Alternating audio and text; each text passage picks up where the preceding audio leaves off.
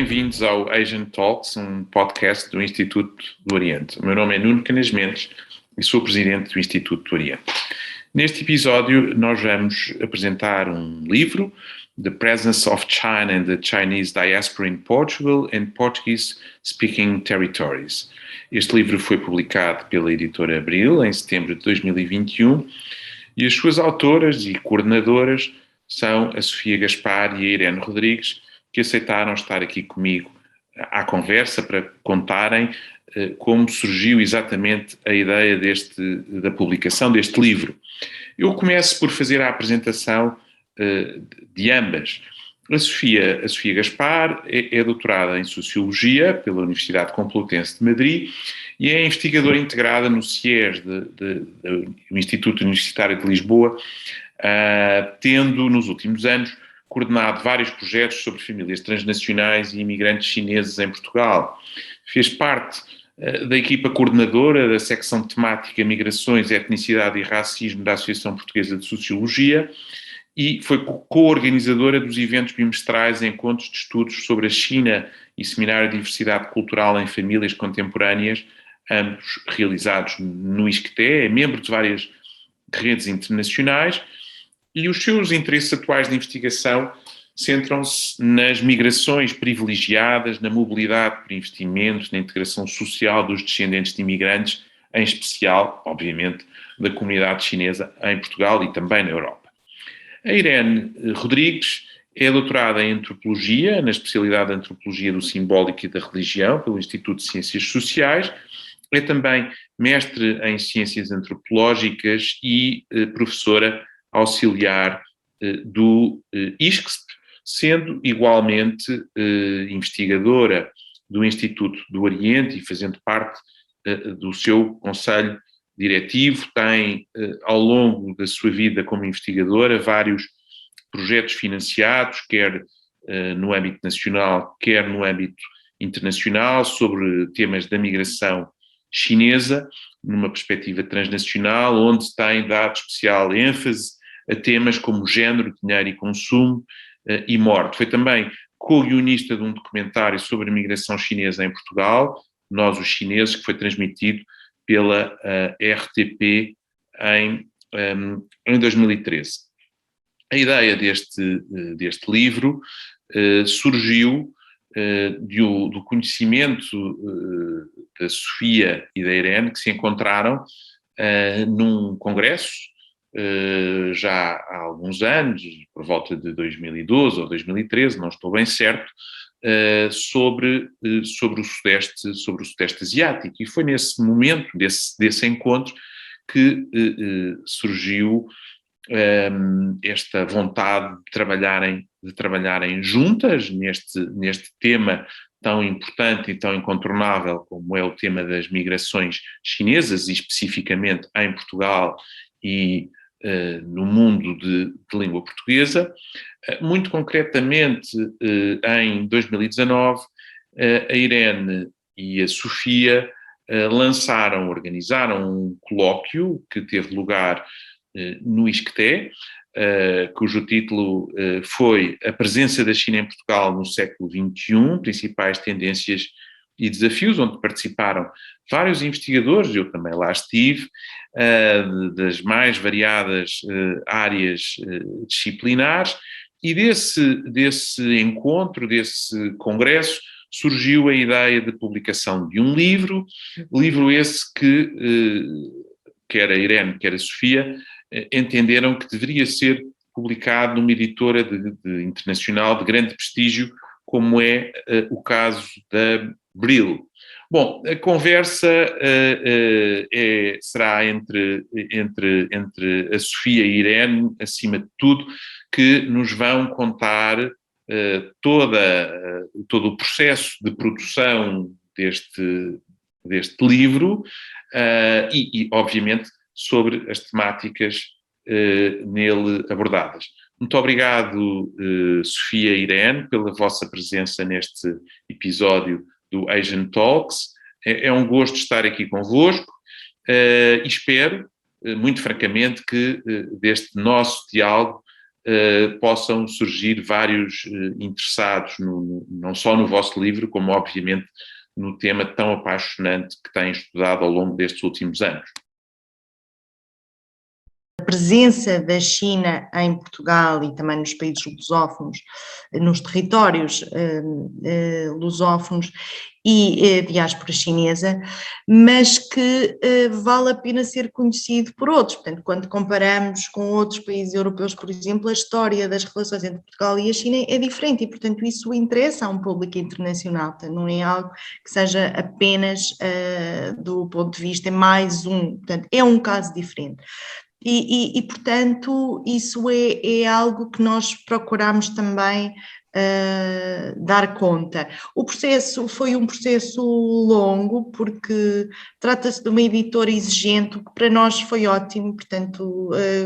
tanto eu como a Sofia gostámos de trabalhar, atravessou-se a pandemia pelo meio e tudo se atrasou também da parte deles, da nossa,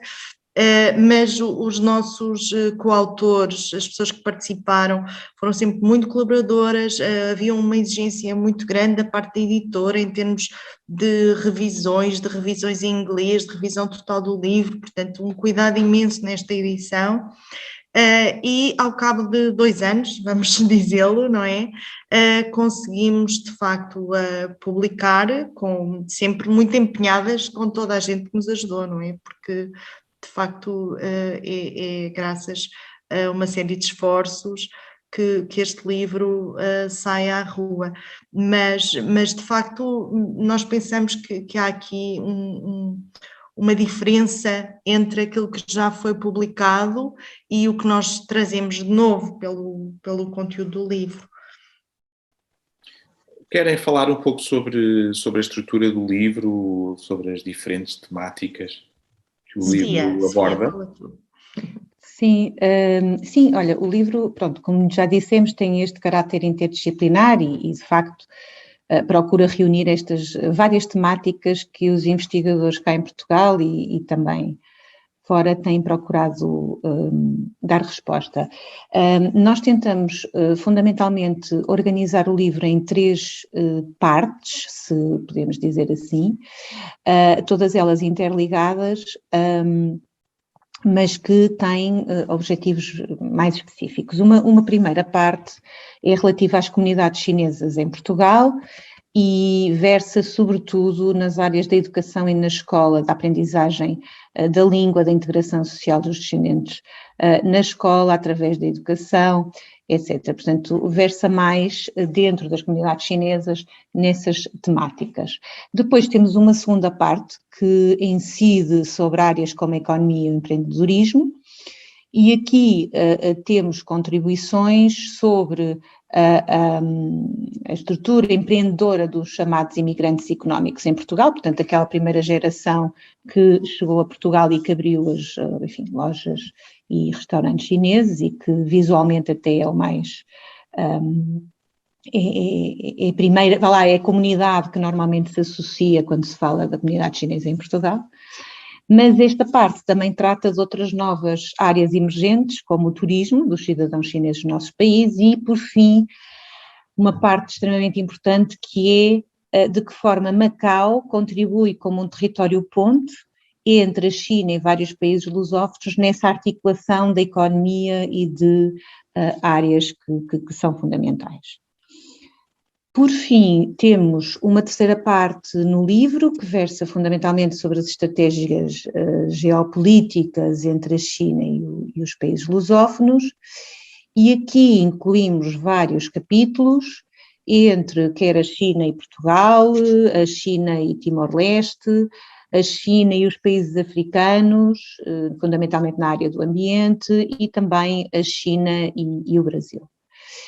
De qualquer forma, a introdução deste livro foi escrita pela Irene e por mim, e eu penso que faz uma reflexão pausada sobre essa própria estrutura e também abre o campo ao conhecimento da história das relações da China e de Portugal, que vai também mais além, claro, das próprias migrações. Irene, não sei se queres falar tu um pouco sobre isso. Sim, eu acho que sim. Eu acho que a introdução é algo que pode também interessar a outras pessoas. Portanto, para além individualmente de cada capítulo, dependendo da área do que procuram, dos seus interesses,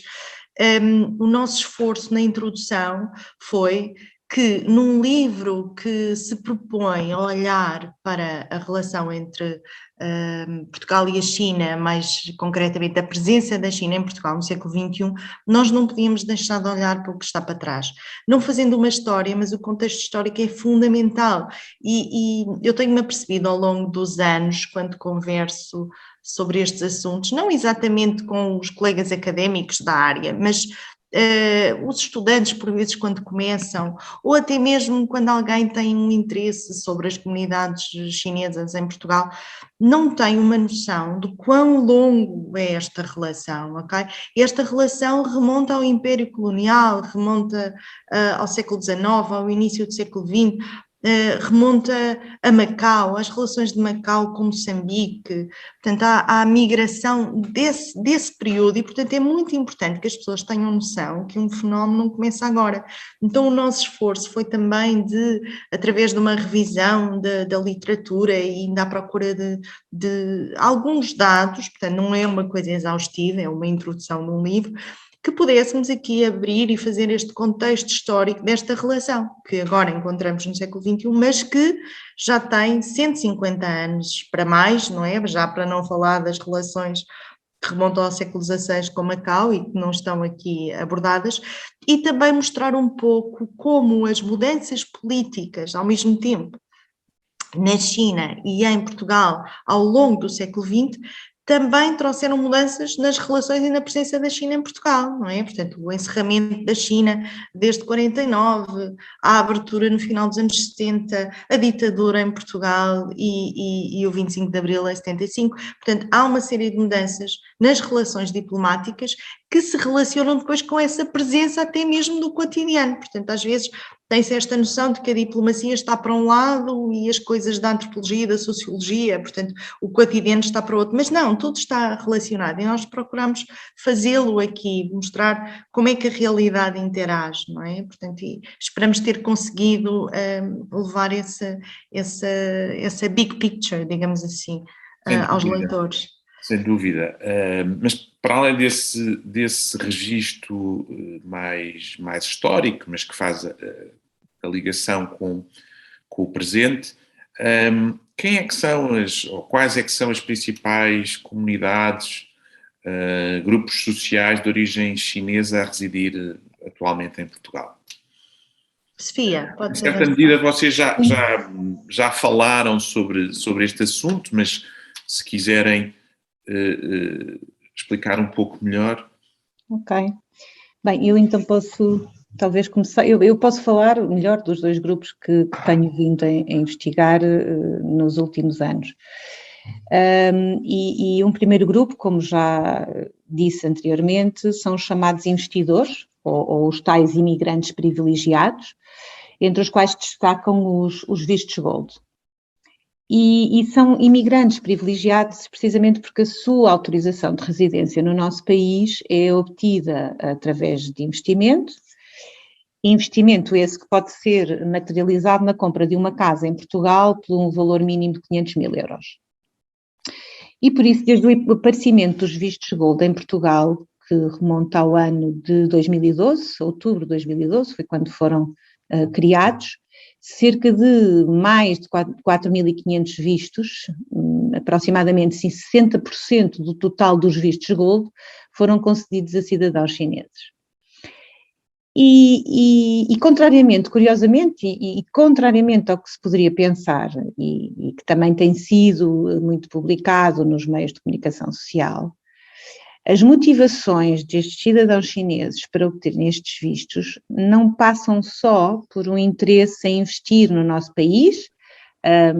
fundamentalmente no ramo imobiliário, mas também passam por motivações ligadas à educação ou a estilos de vida. E eu penso que isto é extremamente interessante e importante de se falar, porque realmente quebra aqui muitas noções pré-concebidas sobre estes investimentos. E eu recentemente tenho feito várias entrevistas com famílias chinesas, residentes em Lisboa, Cascais e até no Porto, e a motivação principal para obterem o visto é, de facto, poderem dar aos seus filhos uma chamada educação ocidental que seja mais cosmopolita e que seja menos exigente do que o tipo de educação que normalmente se dá nas escolas chinesas na China. E, ao virem para Portugal, realmente têm a oportunidade de contribuir para uma educação que promova a sua formação e crescimento em ambientes escolares e sociais mais relaxados e com um melhor nível de vida ou estilo de vida, segundo eles. Também outros dos motivos que podem levar estas famílias a solicitar os tais vistos gold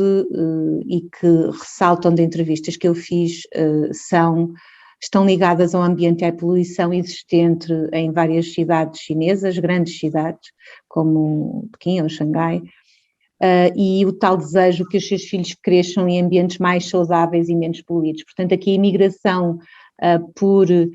poluição ou por contaminação é também um subgrupo que eu acho extremamente interessante, que se encontra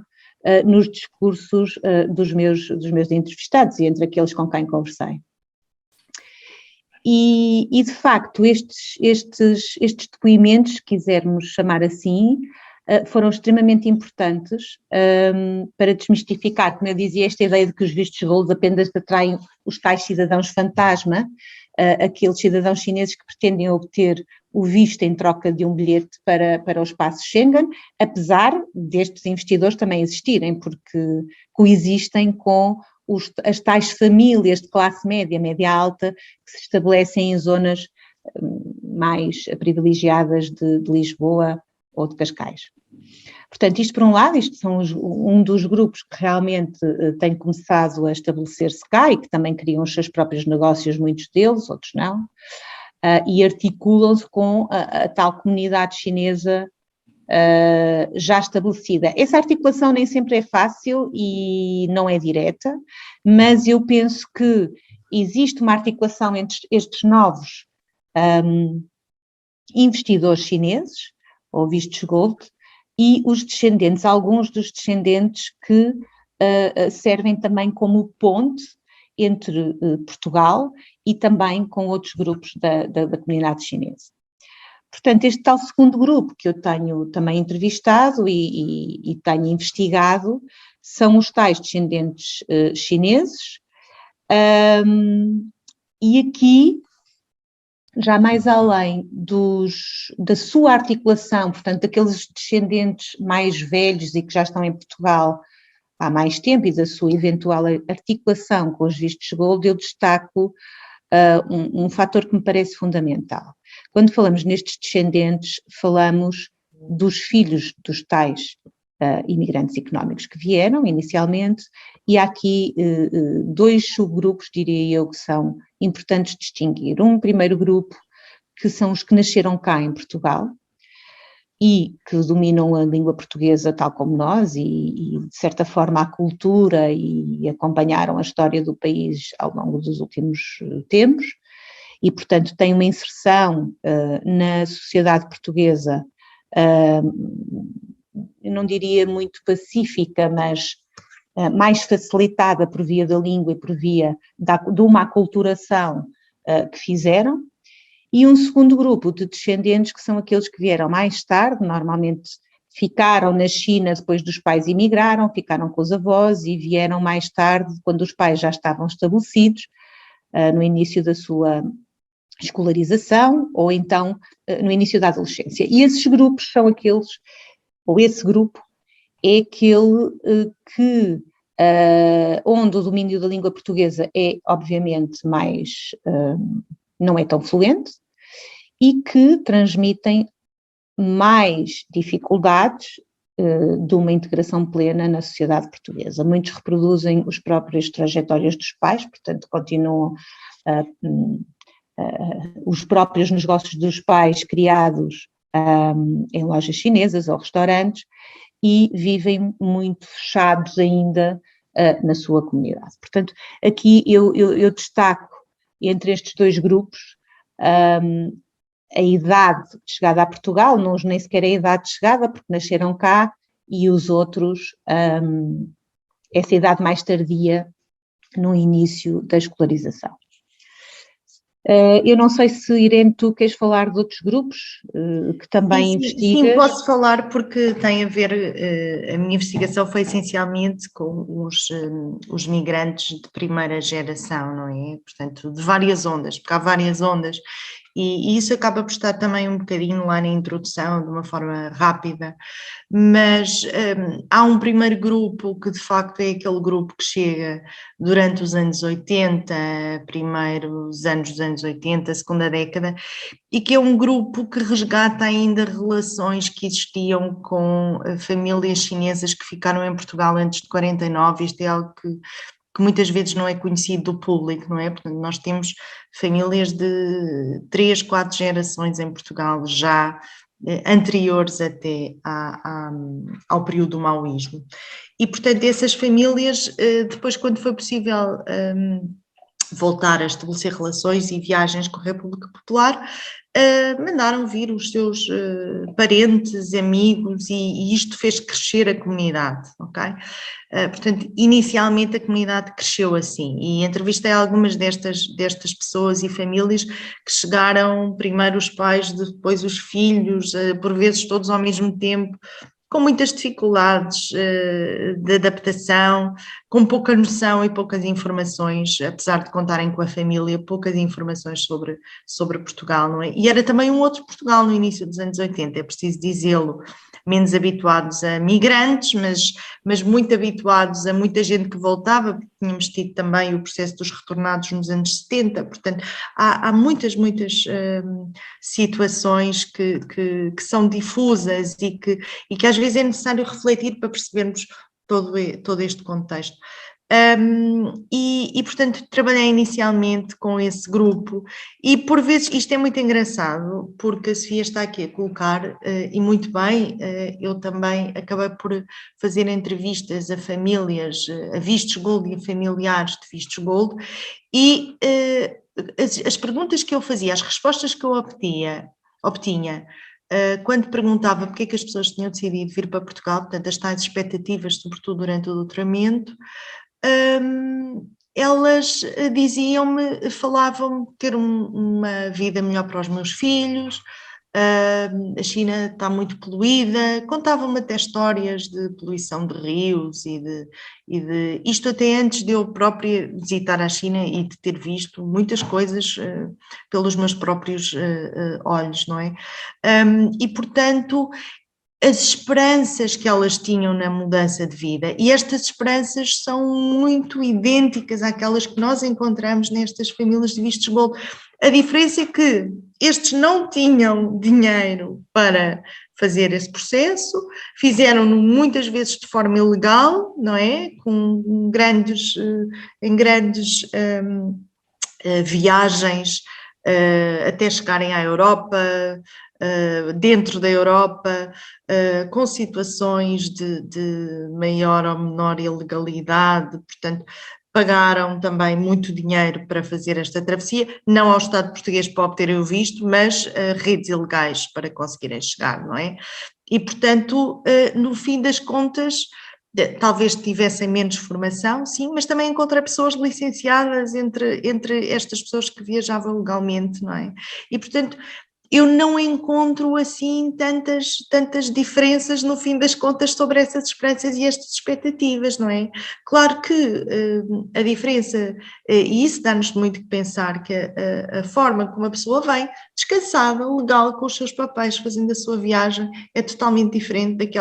daqueles que têm que fazer todo esse atravessamento, portanto, é muito interessante que há uma continuidade, não deixando de ser uma migração privilegiada, como a Sofia sublinhava, não é? Porque é uma capacidade de milhares de euros de investimento, se bem que os outros também tiveram que fazer investimentos, e pessoas que eu conheci que venderam negócios casas para poderem financiar a sua vinda para a Europa. Portanto, isto é algo que até nos permite pensar um pouco sobre as situações dos migrantes. Claro que nós temos hoje já também muitos descendentes, como a Sofia também estava aqui a falar, e estes descendentes de migrantes contam já uma outra história, não é? Porque dominam completamente a sociedade portuguesa no sentido de serem portugueses e portanto, têm uma vivência e confrontam-se também com uma outra coisa que ainda não começou a ser muito trabalhada, que é de facto com o próprio estereótipo que existe sobre os migrantes e sobre os chineses na sociedade portuguesa, que as primeiras gerações, por vezes, não têm consciência porque não dominam a língua, mas que também assumem como, e ouvi muitas vezes isto, eu sou migrante, eu já sei que vou ser discriminada, é uma condição, um sine qua non, não deveria ser assim, mas há uma certa resignação e, portanto, o que nós vemos também noutras comunidades é que as pessoas não se resignam aos estereótipos e, portanto, lutam pela sua dignidade e pela sua forma de representação, e penso que isso vai ser algo que vai começar a ser um bocadinho mais presente também no espaço público. Uma última pergunta, que no fundo são duas perguntas. A primeira é a quem é que pode interessar este livro, quem é que é o público-alvo deste livro, e a segunda é uma pergunta mais sobre a própria estrutura, os vários capítulos que compõem o livro. Penso que vocês, falando sobre esses vários capítulos, conseguem dar-nos uma ideia mais aproximada dos vários contributos dos colaboradores, dos autores do livro. Não sei, talvez possamos dividir, a Sofia, por exemplo, pode responder à pergunta sobre o público-alvo e a Irene sobre os capítulos que compõem o livro. Se assim o entenderem, ou vice-versa. Sim, por mim. Então, respondendo à tua pergunta, eu penso que o livro, mais além do tema específico da imigração e da diáspora, eu acho que pode ser uma boa ferramenta a todos aqueles que estiverem interessados na estratégia de globalização chinesa e também nas relações, como também já indicamos, China-Portugal, China-países lusófonos, quer de um ponto de vista cultural, como económico, diplomático, ou também na articulação entre as relações entre a China e Macau. Eu penso que o livro reúne realmente, está escrito num tom académico, é um livro académico, mas lê-se, poderia interessar a não académicos, nomeadamente jornalistas e políticos ou outro tipo de interessados, de pessoas interessadas nestes temas e de facto dá uma boa e ampla cobertura do que se tem feito em Portugal neste domínio. Não sei, relativamente aos capítulos, Irene, queres tu continuar? Olha, eu gostava de dizer que, quer dizer, já falámos um pouco sobre as partes do livro e aqui não sendo muito exaustiva, eu gostava de dizer que as pessoas que estão aqui a escrever são pessoas que nós convidamos, que há muito também trabalham sobre estes assuntos, não é? Portanto, são pessoas que são especialistas na sua área, como estão, portanto, vão encontrar aqui pessoas que têm um conhecimento bastante profundo destes temas e eu gostaria de destacar, por exemplo, a Carla Fernandes, que trabalha há imenso tempo sobre as questões geopolíticas, a Andreia Valente, que também tem uma especialização na área da energia no Sudeste Asiático e mais recentemente sobre a China, há imenso tempo que trabalha sobre a relação entre a China e os países lusófonos. Tu, Nuno, a tua expertise em Timor e a presença da China em Timor é algo que interessa seguir, foi sempre no passado uma presença importante e que interessa seguir e, portanto, é aqui também um contributo muito importante. Temos depois na área das comunidades a Thais França, que trabalha há imenso tempo também sobre a migração estudantil, o trabalho da Sofia, da Teresa e da Helena, que também aborda aqui a questão do estudo. Portanto, a própria Raquel, que trabalha e tem publicado já muita coisa sobre China e o Brasil, portanto, eu creio que quem ler estes capítulos não vai encontrar apenas um capítulo sobre um tema, mas sobre alguém que é muito conhecedor sobre aquela área específica. Por exemplo, a Catarina Reis Oliveira também, que trabalha há imenso tempo, há 20 anos, sobre migração chinesa também, do ponto de vista do empreendedorismo. Portanto, há aqui um lastro académico grande. E como disse a Sofia, está escrito de uma forma académica, mas que pode ser lido, nós não perdemos muito tempo com teorias muito enfadonhas, procuramos que não fosse a esse ponto, mas que fizesse um bom equilíbrio entre os factos, os resultados, o conhecimento e alguma teoria e conceptualização, que é uma exigência importante para nós, e por isso eu acho que quem se interessar por este tema vai encontrar com certeza aqui pessoas para dialogar e ideias para dialogar também. Muito bem, resta-me agradecer a vossa participação neste episódio do Asian Talks. Foi um gosto falar convosco, muitos parabéns pelo livro. Eu sei que foi um trabalho complexo, demorado, mas o resultado final é muito bom e espero que esta nossa conversa possa contribuir para que muitos leitores tenham interesse por ele e o leiam, sobretudo, e possam usufruir dele e eventualmente, espera-se que seja o caso, desenvolver novos projetos de investigação. Muito obrigado. Obrigada, Nuno. Obrigada. Pelo convite. Obrigado. Obrigada.